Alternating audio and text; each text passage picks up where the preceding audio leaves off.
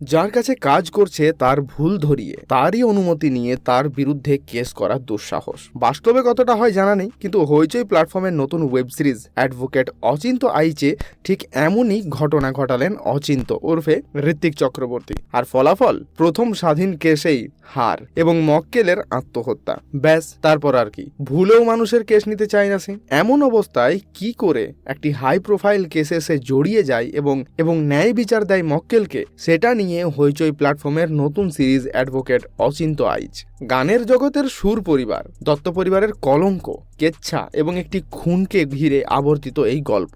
আর অভিযুক্ত যে খুন হয়েছেন তার স্ত্রী, প্রত্যক্ষদর্শী 15 জন। তবু কোথাও ফাঁক থেকে যায়। আর কিভাবে অভিযুক্তকে বাঁচায় অচিন্ত আইচ, সেটাই এই 7 পর্বের সিরিজে দেখা যায়। কেমন হলো সিরিজ যদি আপনি জানতে চান, যাহা বলিব সত্য বলিবর পর আবারও একটি টানটান কোর্টরুম ড্রামা নিয়ে চলে এলো হইচই। দাপুটে উকিল সীতারাম গঙ্গোপাধ্যায়ের চরিত্রে আছেন শাশ্বত চট্টোপাধ্যায় এবং অ্যাডভোকেট অচিন্ত আইচের চরিত্রে ঋত্বিক চক্রবর্তী। অন্যান্য গুরুত্বপূর্ণ ভূমিকায় আছেন সুরঙ্গনা বন্দ্যোপাধ্যায়, লোকনাথ দে, দুলাল লাহিড়ী, দেবরাজ ভট্টাচার্য। এই ছবিতে সবার অভিনয়ই ভীষণ সাবলীল, কখনো চুপচাপ, কখনো আত্মবিশ্বাসে ভরা। প্রতিবাদী মধ্যবিত্ত মেয়ে হয়েও খ্যাতনামা পরিবারের বৌমার চরিত্রটি নিখুঁতভাবে ফুটিয়ে তুলেছেন সুরঙ্গনা। শাশ্বত এবং ঋত্বিক দুজনেই নিজ নিজ চরিত্র সাবলীল।